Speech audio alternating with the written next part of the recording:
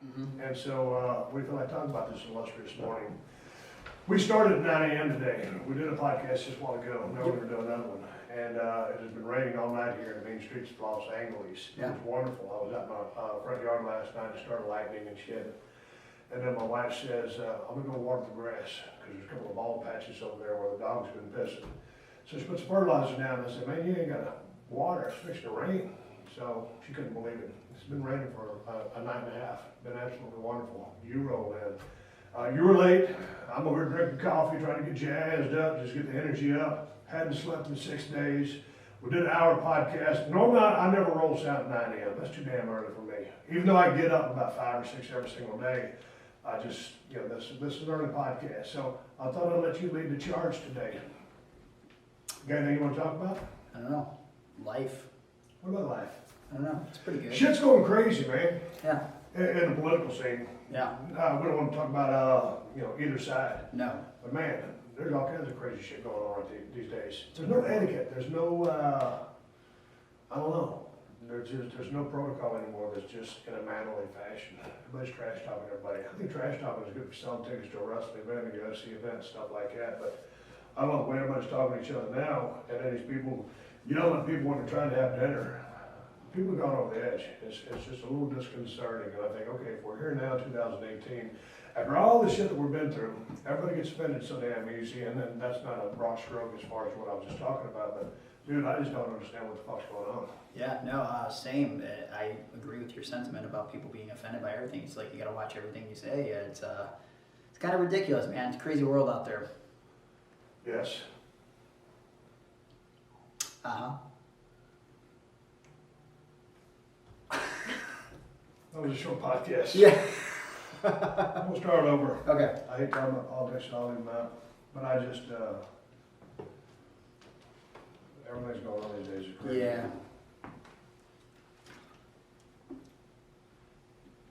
Yeah. I don't want to get too political. All right, what are you gonna talk about? I don't know. Do you want to watch 3 Stages of Hell? I'm a piece of shit. What? That's horrible. What are you talking about? You're the one that suggested it.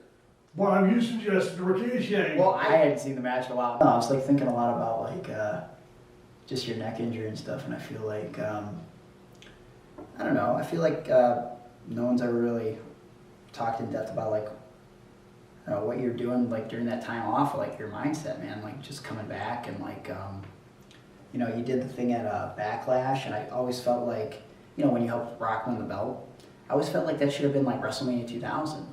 Like I felt like the whole crowd felt hot, the whole card felt hotter than WrestleMania 2000. And I also found it weird that you never did anything at WrestleMania 2000. Like I know you were there for Access, but like you weren't even on the Which show. one was that? Would that have been 16? Yeah. Yeah, I was still on the shelf. Yeah. Like I know you were there for Access though, because they show you in like a little video package for Yeah, I remember that. Yeah. But I just always found it strange that like you did the thing at Backlash, and I just felt like that would have been more significant at WrestleMania. I thought the 4-way sucked. Who was in the 4-way? Big Show, Rock, Triple H. Dude, 4-way sucked. 4-way sucked just like triple threats, just like handicap matches. They all suck. If it ain't a one-on-one or if it ain't a tag, I don't know, just a little old school in that regard. Yeah.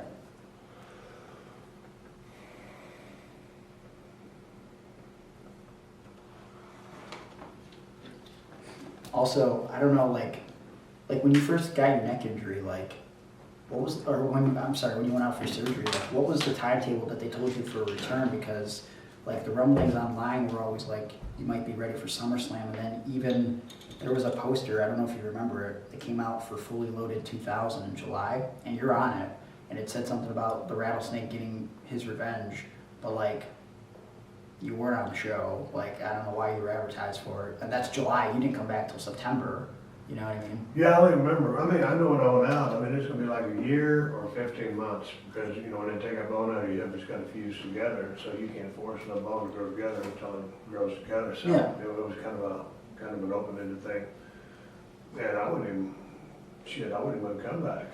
I was riding before on my little place outside San Antonio. Yeah. Got a phone call from Vince, and my phone rang. I was running my phone. I had a cooler full of beer from my phone. And he goes, Steve, I want to talk to you about, you know, an angle when you come back. And I told him, I said, man, I said, I don't think I'm coming back. Yeah. That kind of shocked him because, you know, he thought I'm going to be coming back. You know, when you get dropped on your head, you know, Yeah. coming back is the last thing on your mind. Yeah. Or when you tear your dick. Yeah. Oh, yeah, I wouldn't. And so anyway, yeah, we hung up. And then, of course, you know, when you start feeling stronger, then, okay, this is what I do. Yeah. I'm just hurt, so I'll get ready to come back. Yeah. So then I come back. But yeah, it was just, it was a weird deal. Yeah. Then I just, I remember driving to Sonic every day because I missed the road so much. I'd get my pickup truck, and I was living outside of Bernie, Texas, and I'd drive to Fredericksburg, which is about 40 miles. And I'd go over there and get me a jalapeno burger with cheese and that vanilla Coke. And I'd drive home eating my cheeseburger, and that was an 80-mile round trip, so it just made me feel like I was still on the road. And that's one thing that I did to maintain my sanity. I drank a shitload of beer, had a lot of Mexican food, and I drove to Sonic every day to get a goddamn jalapeno burger, so I had something to do. Yeah. And I felt like I was on the road. Yeah. But it was a pretty shitty period. I'll never forget, they called me to do the, that show in Charlotte. It was live to tape, but they could sweep it up in post. And they said, hey, we want you to use this crane to blow up the DX bus. Man, I came back, I was about, 275. All I couldn't work out. So all I was doing was eating enchiladas. Yeah. And boy, all of a sudden I showed up, I looked like shit on TV, learned how to drive that crane, and then they had showed me how to, you know, do the boom, swing it side to side and extend it and all this other stuff. Well, when we stopped the practice, they had the boom up like that, and no one ever put it back to the original position. Wow. That was one thing that they never showed me was how to, you know, lower that boom. Yeah. So I just didn't know. Yeah. All of a sudden we go live, I'm doing everything to swing that thing and make it go up and down, but they didn't tell me how to put it back down. So I'm operating it like this. So I'm madder than the fucking hornet. And I'm in there, but I'm trying not to sell it on TV. And those cranes have a glass window shield, just like that right there in front of your face. Yeah. And that big ass concrete block started swinging back and forth, and then it turned this way right at me. And it was coming right back towards that cab.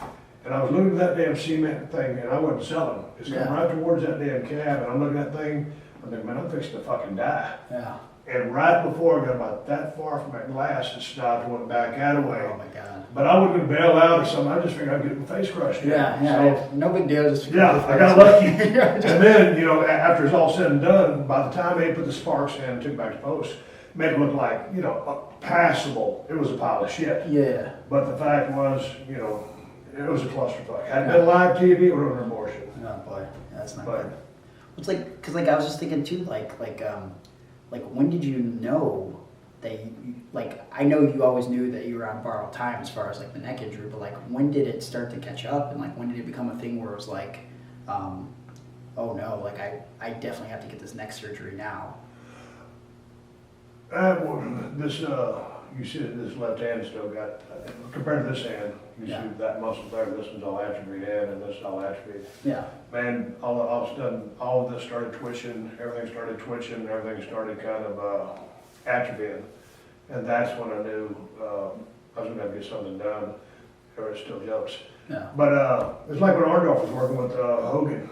He got kicked in the head and his right arm started atrophying. And on something like that, if you pinch that nerve too much, it's like stepping on a water hose. Well, if you take your foot off the water hose, it'll keep going. But when you stop that nerve from sending that electricity for too long, it just stops sending it. Yeah. My case was different. I actually had a bruise on my spinal cord. And so, you know, this is what it is. And that'll never grow back. Yeah. But it was at a point where, because I had a bone spur growing into my spinal cord, and I had spinal stenosis, and I had a bruised spinal cord, which, you know, there's a white spot permanently on my spinal cord, that's never going to heal up. So I need to get that thing undrilled. I need to create space so that I want to keep wrestling, then I could. Yeah. And when that first happened, I went to see Dr. Joseph Torg in Philly, and he was like the leading guy on quadriplegia. As you know, like a lot of football players, when they hit their head down like that, you know, shit goes south and they end up being quadriplegic. Well, basically when I got spiked into the ground with a pile driver, same thing. Yeah. So I was a transit quadriplegic for about 60 seconds. And so, you know, he wasn't gonna let me back in the ring. And then, because he thought the business was a shoot. So finally I had to tell the doctor, I said, listen, dude, I said, I ain't gotta take a pile driver every single time I go out. Yeah. And I said, you know, I can control what I do. Yeah. And it's like a light went off in his head, and he goes, oh, you don't have to get pile driver every time? I said, no. I said, I ain't gotta do nothing. He goes, okay, well then I'll clear you to slowly get back in the ring. So that's when they started putting me in, you know, tags, 6-man, stuff like that, and, you know, making my appearances, and then, you know, started going back into singles. But it was just a case of having to go through, you know, the waiting period. Yeah. But anyway, so I had the surgery, and then I went down to see Lloyd Youngblood in San Antonio, Texas. I went over to, was it Cleveland or Cincinnati, where Dr. Bowman or whatever it was, he was kind of the hot guy back in the day. And I went through there and didn't like what that guy really had to say. Yeah. And didn't like the protocol. Nothing against him, I just didn't feel like that was it. I went down to San Antonio, saw the neurosurgeon down there, Army trained, and man, he spent 2 hours with me, explaining everything from top to bottom. And I knew that that was the guy that needed to work on me.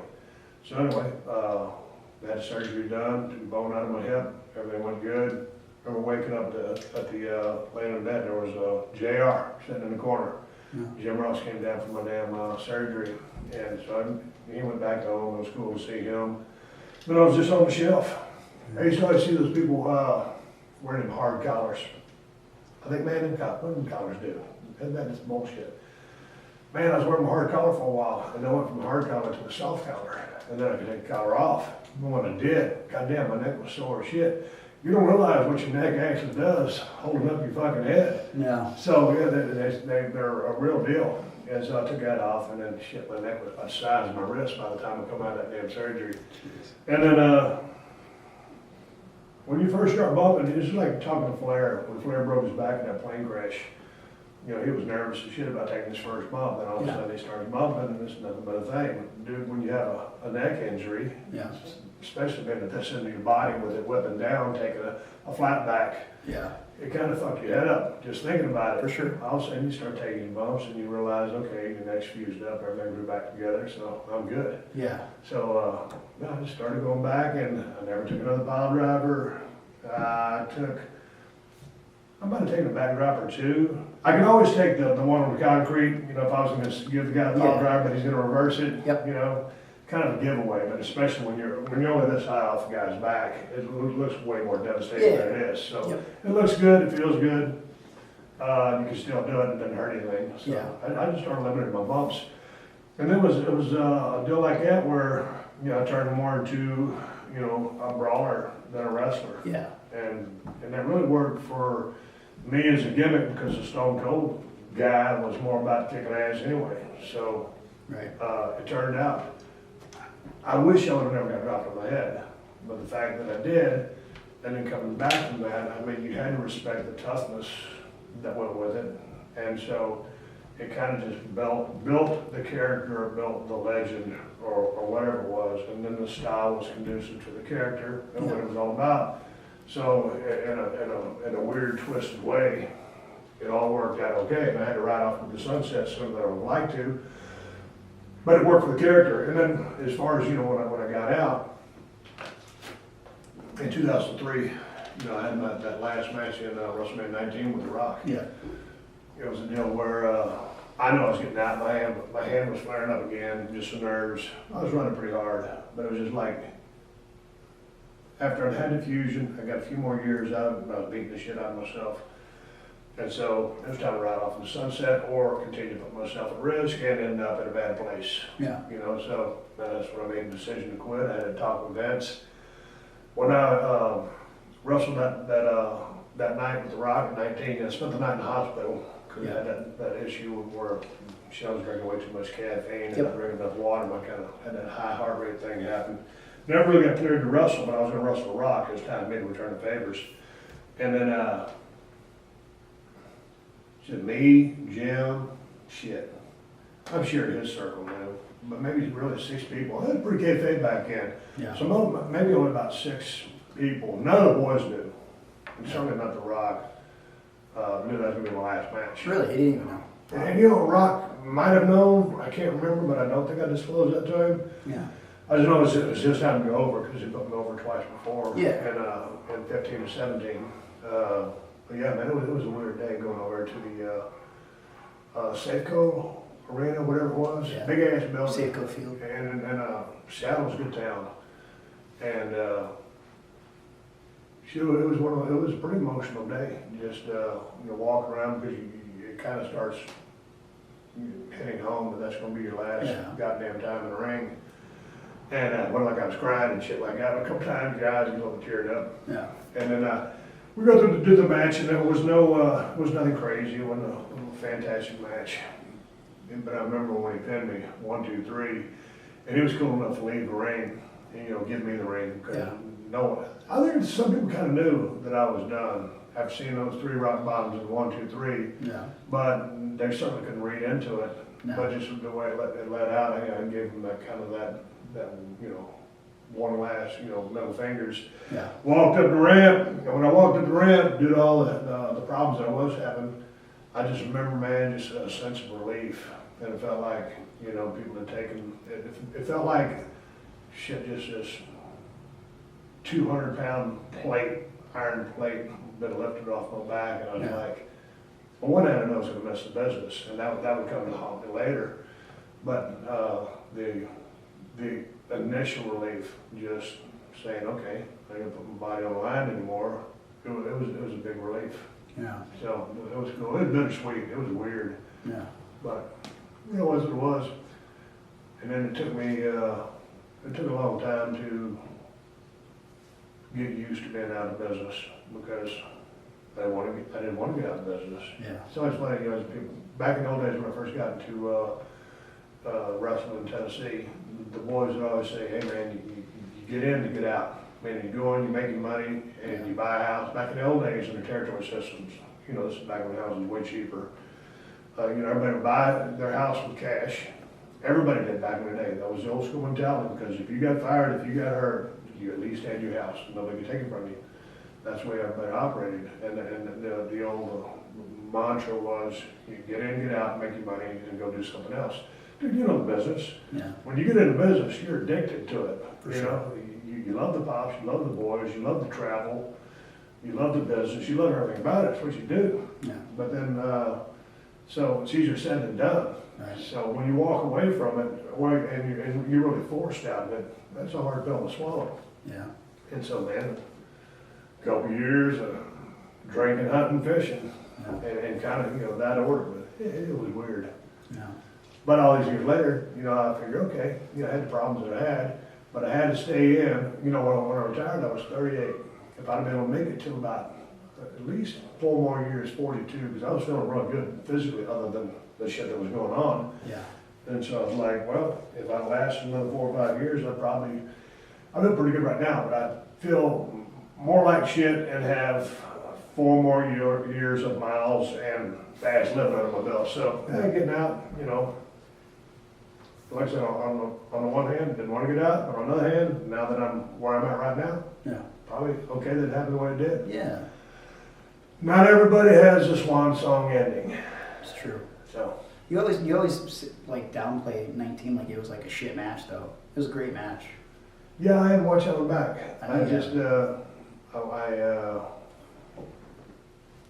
Yes, I saw that one time. Well, I did it, and that was about it. I didn't feel like watching it. I imagine would probably be emotional for you. I don't know. Yeah. Yeah, I just hadn't watched it.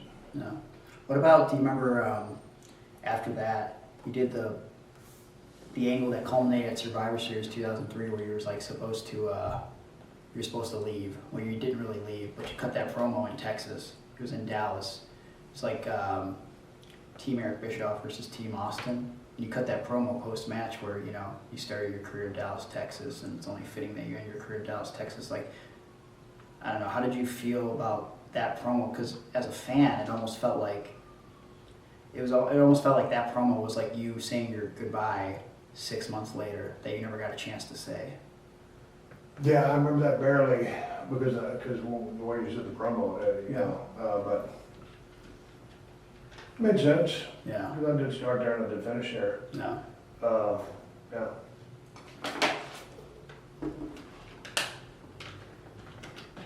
That's all I got. Will y'all roll the sound?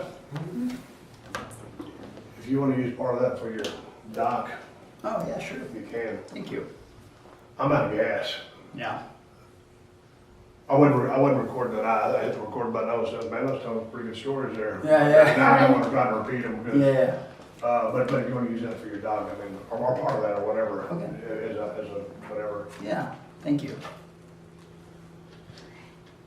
Yeah, that was good stuff. Man, should have recorded.